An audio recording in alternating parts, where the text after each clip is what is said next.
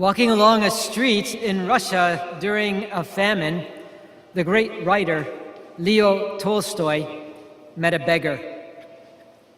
Tolstoy searched in his pockets to look for something that he could give to the beggar, but he had no money because he had earlier given away all of his money. So in his pity, he reached out, took the beggar in his arms, embraced him, and kissed him on his hollow cheeks.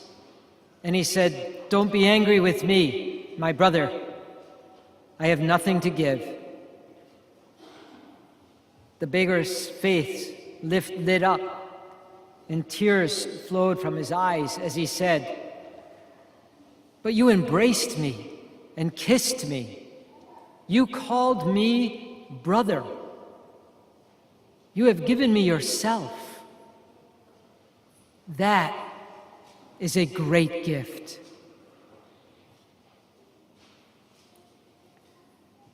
The first reading and the gospel that we just heard speaks about two widows. The widow of Zarephath risked death by giving her last provisions to the prophet Elijah.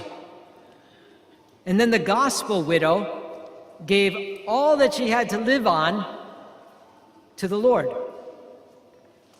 In giving all to God, they surrendered everything to the providence and the mercy of God.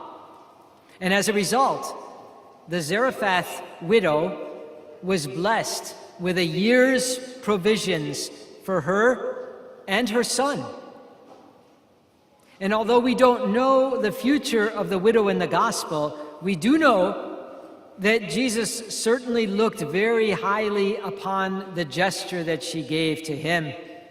And I suspect he blessed her abundantly. But both widows trusted that God would be faithful to them.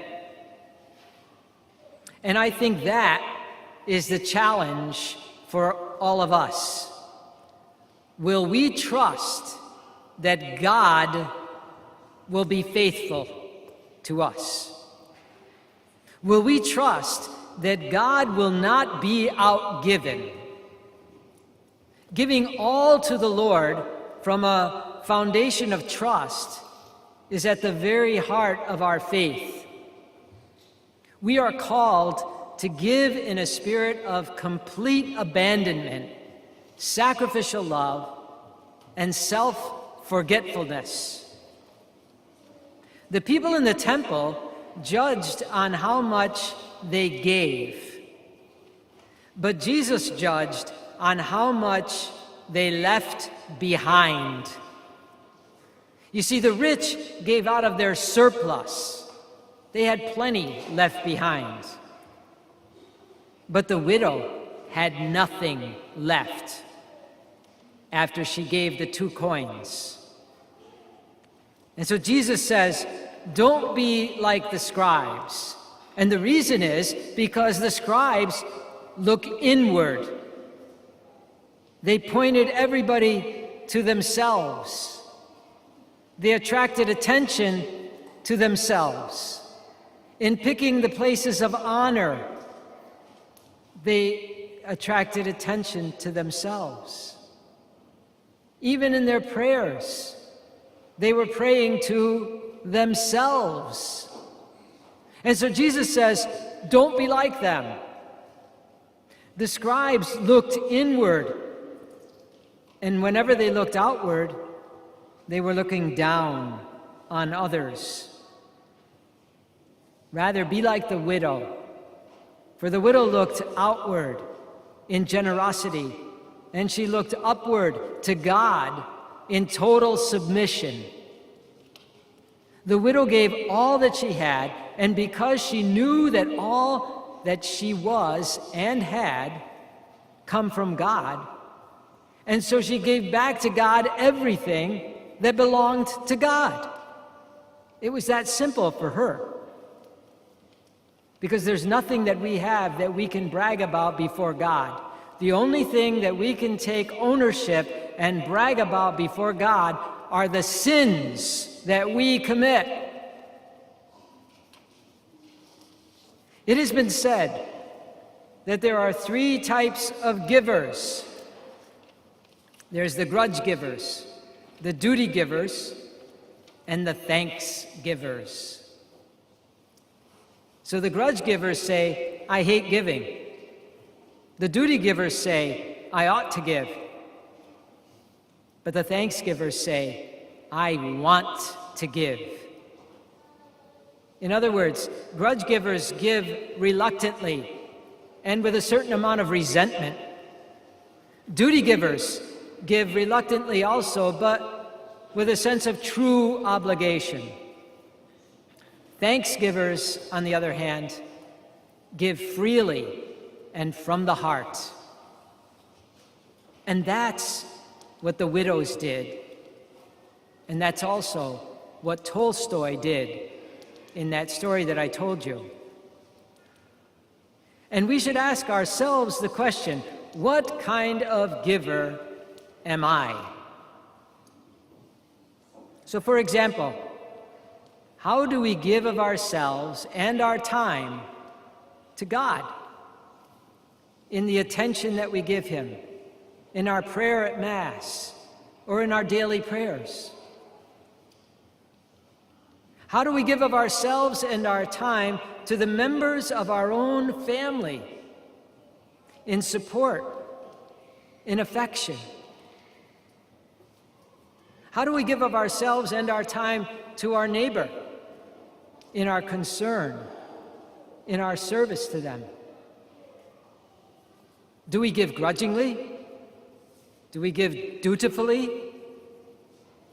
Or do we give thankfully because we want to, from our heart? That is to say, do we give with a generous and full heart, as did the widows and Tolstoy? It has been said that the best gift we could give to an enemy is forgiveness. The best gift we could give to a friend is loyalty. The best gift we could give to a child is good example. The best gift we could give to a father is honor. The best gift we could give to a mother is a heart. The best gift we could give to a neighbor is our hand.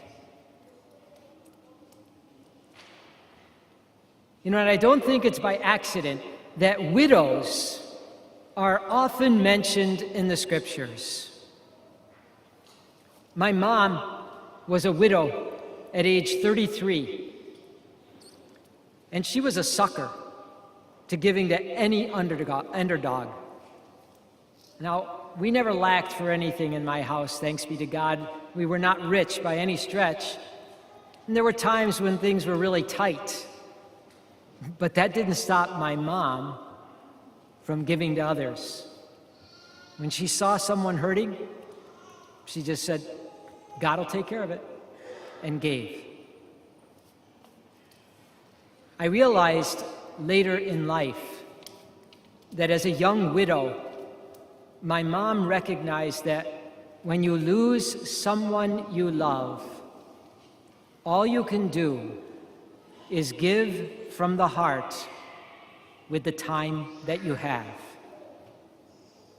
When you lose someone you love, all you can do is give from the heart with the time that you have. Now, I tell you this as a way of saying thank you.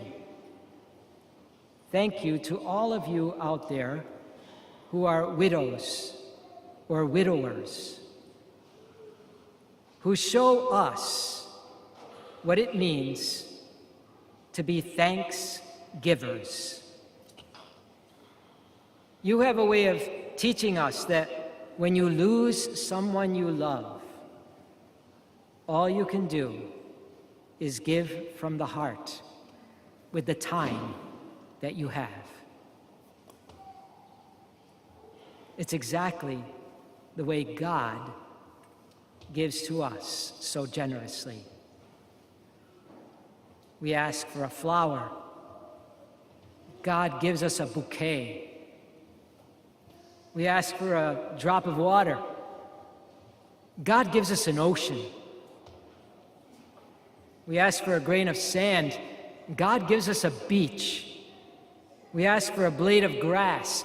God gives us a lawn. We ask for something to eat. God gives us his very body and blood.